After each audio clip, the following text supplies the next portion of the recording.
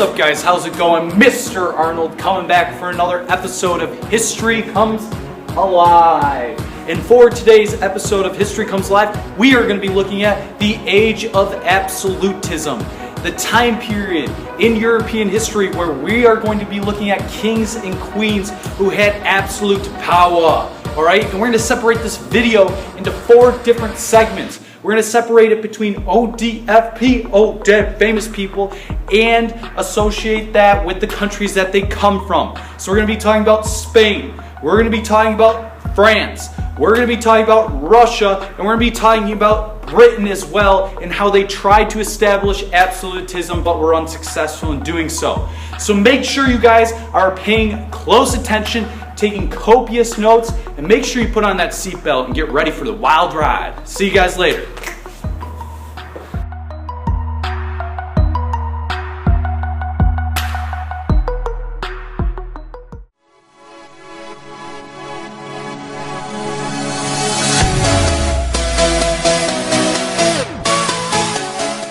What's up, guys? How's it going? Mr. Arnold sliding back in here for this first segment. In this first segment, we are going to be looking at our first ODFP in the first country we are going to analyze when it comes down to the age of absolutism. The first person that we're going to look at is King Philip II of Spain, okay? King Philip II of Spain. And something that I want you guys to keep in mind as you watch the rest of this video is some certain vocabulary terms, such as divine right, which is the right to rule which is granted by God, all right? These absolute rulers that we're going to study, all right, King Philip II being one of them, is going to claim the divine right to rule. So keep that in mind. Another term that I want you guys to keep in mind is the centralization of power that is going to occur not only with King Philip II of Spain, but the other absolute rulers that we will analyze, okay? Keep in mind, centralization of power is to essentially bring everything under their control. Okay, whether that's government, whether that's society, whether that's the economy, they're going to take in everything and control them as absolute rulers. So let's hit the rewind button and go way back to Philip II of Spain and talk about some of the key things he did as an absolute ruler. Alright, something that I really want to focus on with King Philip II of Spain is this, that he's going to build Spain. He's going to build Spain into becoming the first modern European power, ladies and gents, the first modern European power. He's able to do this by capitalizing on the trading that's occurring in the age of exploration. Okay, the age of absolutism and exploration, they kind of go hand in hand. During this time in Spain, we know that they're colonizing parts of the Americas and Africa as well, and establishing trade networks such as the Columbian Exchange and triangular trade. With this, it's going to bring lots of wealth into Spain. Spain is going to be noted for their abundant supply of gold and silver. And with that gold and silver comes money and power. All right? King Philip II of Spain is able to use that money and power into building one of the biggest navies the world has ever seen in the Spanish Armada. With that strong military and navy, he's able to take over certain lands like the Netherlands and Portugal and bring him under their control, bring those countries under Spanish control. Now, one other thing that I would like to point out with King Philip II is that he was around during the time of the Spanish Inquisition. Something I want you guys to remember about the Spanish Inquisition is this. In 1492, we all know Columbus sailed the ocean blue. However, with the Spanish Inquisition, it occurred right then and there as well. So what we can add to that little poem is this. In 1492, Columbus sailed the ocean blue, and the Spanish Inquisition gave the boot to Muslims, Protestants, and Hebrews, okay? They were no longer allowed to live in Spain, and they were given the boot out of Spain, and Spain became solely a Catholic country. King Philip II is going to be in charge of pushing Catholicism to other parts in Europe and expanding its control as well. He's going to try and do this, but is unsuccessful when he takes his armada and tries to take over the Protestant country of England. He fails as a result of that, and because of that, Spain starts to enter a period of decline. All right? Because of all of his expenditures, that means basically everything that he buys his money for, which includes the Navy, that Spanish Armada that is very expensive to build, as well as maybe some of his other expenditures like building projects all throughout Spain, specifically with the Catholic Church. Spain is going to decrease in power because over time it's going to cost lots of money, and it's going to become very costly for them to maintain that certain lifestyle. But the thing to keep in mind with King Philip II of Spain is that he's going to centralize his power by focusing on expanding Spain, all right, and controlling other parts of Europe. And he's going to expand the influence of Catholicism all throughout Western Europe. All right, guys, that's all I have for you for King Philip II of Spain. We're going to jump into our next segment, King Louis XIV of France.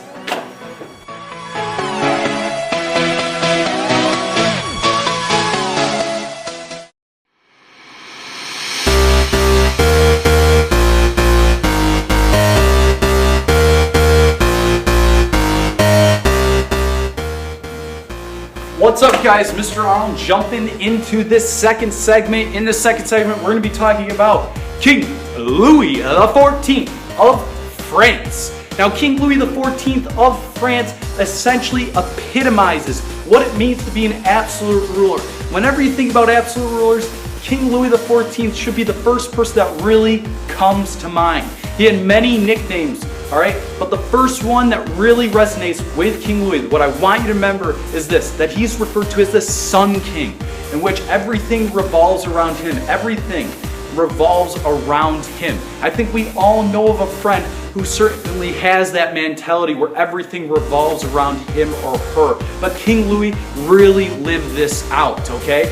He referred to himself as l'été c'est moi, which means in English, I'm translating from French to English, it means I am the state. And that essentially means, again, centralization of government. He's bringing everything under his control. Examples of where we see this is at the symbol of political and social life during King Louis's reign in France. He builds the Palace of Versailles, a massive building, a massive palace where he is going to live and conduct political and social functions. Now, this is important to understand because the Palace of Versailles represents lots of different things. The first thing is this, that it's going to be a symbol of wealth and power of King Louis XIV living in France. He builds a massive palace which was once a simple royal hunting lodge. At the Palace of Versailles, over 10,000 people work, and they work for the nobles who are going to leave their homelands in France and live at Versailles. As a result of this, King Louis XIV is going to grab the power of the nobles that they once had by taking in that homeland that they once had and taking in the local government ties that they no longer have. King Louis is now in control of those lands that the nobles were once in power of. Keep that in mind by having him move to Versailles. In addition to Versailles, it's also going to be the center of life, okay? It's going to be noted for its extravagant lifestyle, its lavish parties that are going to take place, ladies and gents, and King Louis is the center of it all.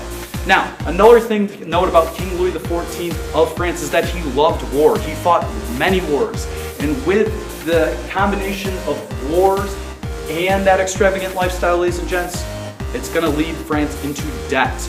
All right, the three estates that make up France. The first estate is clergy. The second estate is nobility. The third estate is going to be everyone else, 97% of the country. They're going to make up what's called the Estates General, which was the representative body of France noted for checking the power of Louis XIV.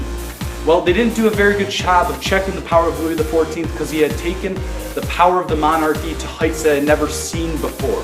As a result of this, people are going to get very upset, specifically the third estate, who's got to pay the majority of the taxes in France, and eventually is going to lead us into the French Revolution. Dum dum dum. Yes, the French Revolution. But that's something to keep in mind about Louis XIV, is that he's going to be an absolute ruler, he's going to claim divine right, and he's going to be building massive palaces during the time when France is the most powerful country in Europe. They've taken kind of the torch from Spain and become the most powerful country in Europe, even though the majority of their country lives in poverty. All right, that's all I have for you for this second segment dealing with King Louis XIV of France. Our third segment is going to deal with Peter the Great of Russia as well as Catherine the Great. So make sure you guys are paying attention. There's a lot of great stuff yet to come.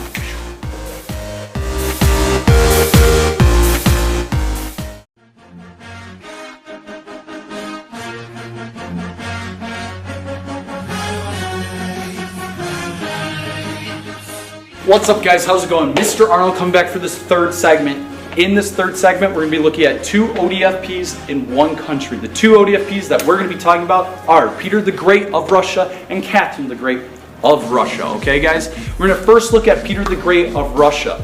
Peter the Great of Russia became Tsar. A Tsar is essentially a Russian government leader. All right, it could be crowned a king, queen, or it could be crowned emperor or empress. But a Tsar or Tsarina is essentially a Russian government leader.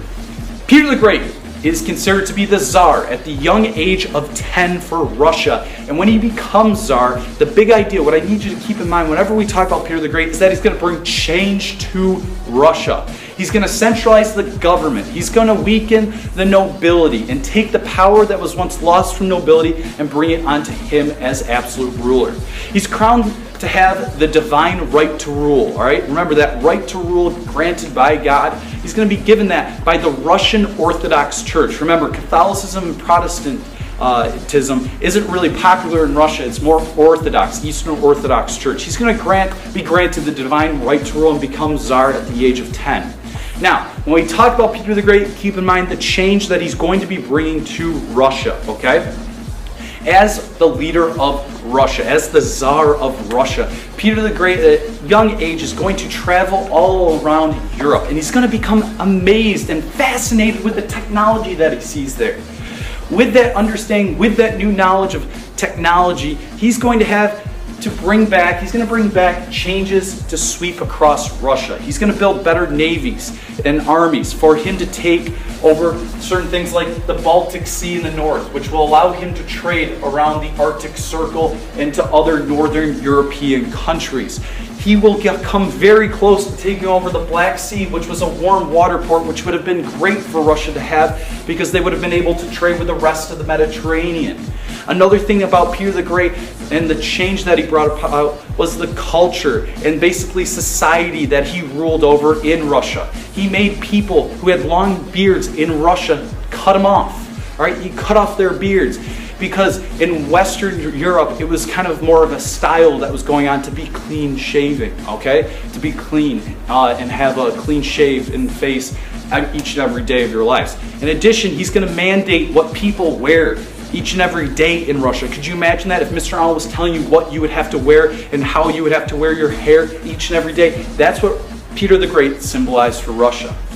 Now, despite everything that you might think is negative about Peter the Great, he was actually able to kind of turn around Russia and make them more of a modern power, just like the two other countries we studied, Spain as well as France, okay? He built Russia into becoming a big, expansive country that was able to expand between Eastern Europe and the rest of the Pacific Ocean. He's able to touch the Pacific Ocean, and Russia is actually able to colonize some of North America, including Alaska, as well as other parts of, believe it or not, California.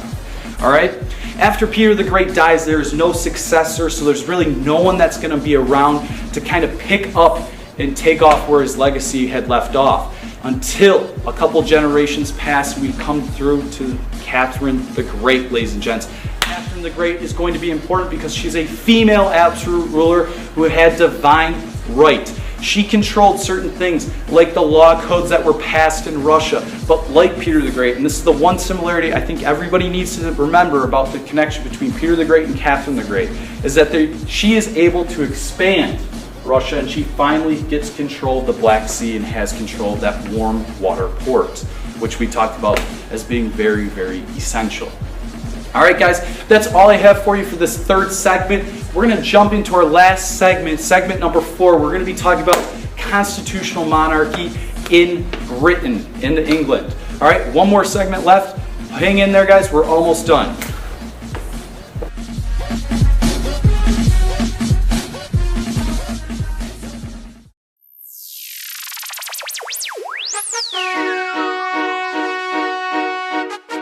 Welcome back, ladies and gents, boys and girls. In this fourth and final segment, we're going to actually be talking about a constitutional monarchy, ladies and gents. Not an absolute monarchy. We are going to be talking about constitutional monarchy, and where we start to see a constitutional monarchy develop and later exist is in the country of England, okay? This island country of England. We're going to set up the background here. Think back, 1603, we see two kings, the Stuart kings, James I and Charles I, all right? What they're going to try and do in England is be crowned kings and rule more in an absolute manner, similar to Philip II and Louis XIV. However, unlike those two gentlemen that I just had mentioned, in England they have what's called Parliament set up to check the power, to limit the power of James I and Charles I, okay? What eventually occurs is the Parliament, which is a representative body of individuals in England made up of both the House of Commons and the House of Lords. What they're going to do is they're eventually going to go to war, all right?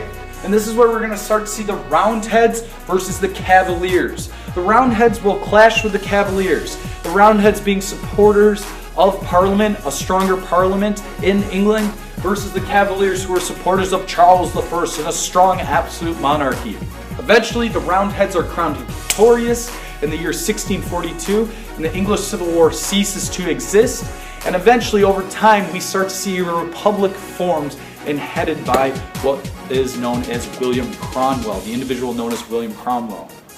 As the years progress, England kind of yearns for some form of monarchy. In the year 1688, we see the Glorious Revolution occur, which is where we see the basically the appointment or anointment of William and Mary as King and Queen of England.